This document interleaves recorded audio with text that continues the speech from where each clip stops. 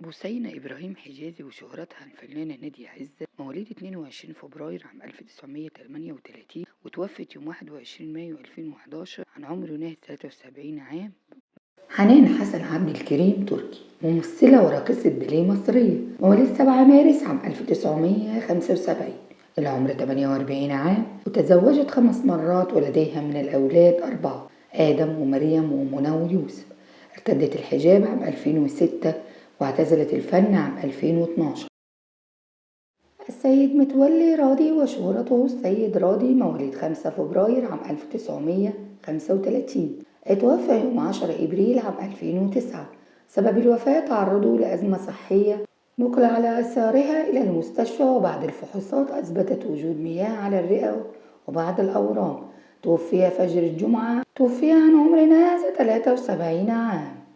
سوزان أحمد بدر الدين أبو طالب، وشهرتها سوسن بدر، مواليد 12 نوفمبر عام 1957، العمر 65 عام. أحمد كمال الدين راتب العقيلي حسنين، وشهرته أحمد راتب، ممثل مصري، مواليد 23 يناير عام 1949 وتوفى 14 ديسمبر عام 2016. اتوفى عن عمر ناهز 67 عام بعد تعرضه لأزمة قلبية حادة.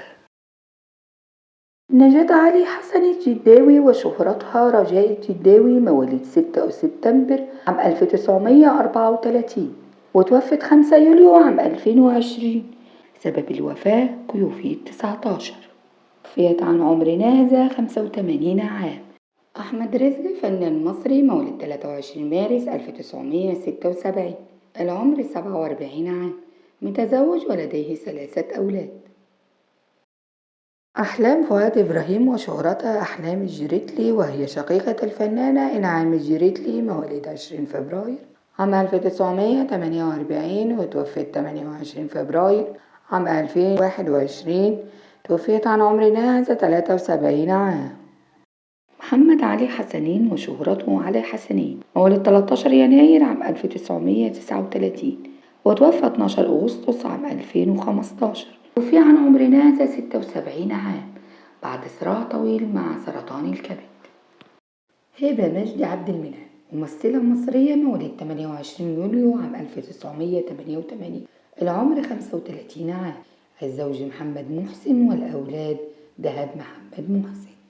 أشرف زكي، مخرج مسرحي وممثل مصري، مواليد 29 ديسمبر عام 1960، العمر 63 عام، تزوج من الفنانة روجينا وأنجب ابنتين، وهو شقيق الفنانة مجدة زكي. شيماء عقيل، ممثلة مصرية معتزلة، ولدت في الإسكندرية لأب سوري وأم مصرية، مولد 12 يونيو عام 1978. تزوجت واعتزلت الفن نهائيا، معها من الأولاد يوسف وهنا وحلا. طارق محمد لطفي عبد الله، ممثل مصري، مواليد 20 نوفمبر عام 1965، العمر 57 عام، الزوجة شاهندة سعودي. عنده من الأولاد شريف وليلى وياسين، حاصل على بكالوريوس فنون مسرحية. حنان كرم مصطفى محمود مطاوع، ممثلة مصرية، مواليد 23 فبراير عام 1979، عمر 44 عام، الزوج أمير اليمن، أب الفنان كرم مطاوع والأم والفنانة سهير المرشدي. ياسر فرج، مواليد 23 فبراير عام 1980، العمر 43 عام، من أشهر أدواره دوره في عباس الأبيض في اليوم الأسود. حنان حسن سليمان أبو عوف، ممثلة مصرية، مواليد 22 أغسطس عام 1960، العمر 62 عام. عبد الله محمد عبد الله، وشهرته عبد الله مشرف، ممثل مصري، مولد 15 فبراير عام 1942، العمر 81 عام. انتصار عبد الباسط علي محمد، وشهرتها انتصار، مولد 8 يناير عام 1971، العمر 52 عام، الأولاد ممدوح وشاهيناز.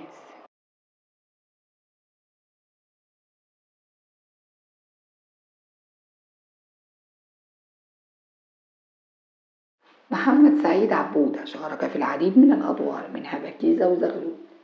اتوفى ب1 مارس عام 2022. سهام سعيد جلال ممثلة مصرية خريجة سياحة وفنادق، بدأت مشوارها الفني كموديل في الإعلانات. من أشهر أعمالها دورها في فيلم صعيدي في الجامعة الأمريكية، مولد 7 يناير عام 1975. العمر 48 عام.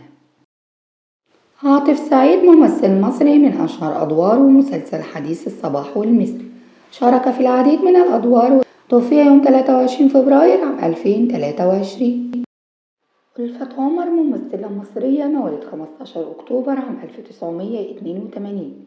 تخرجت من كلية الحقوق ولكنها لم تعمل في مجال المحاماة. اتجهت إلى التمثيل، حيث شاركت الفنانة يسرى في مسلسل قضية رأي عام. مصطفى عكاشة ممثل مصري، شارك في أدوار ثانوية في السينما والمسرح، خصوصا في مسرحيات الفنان الراحل سمير غانم.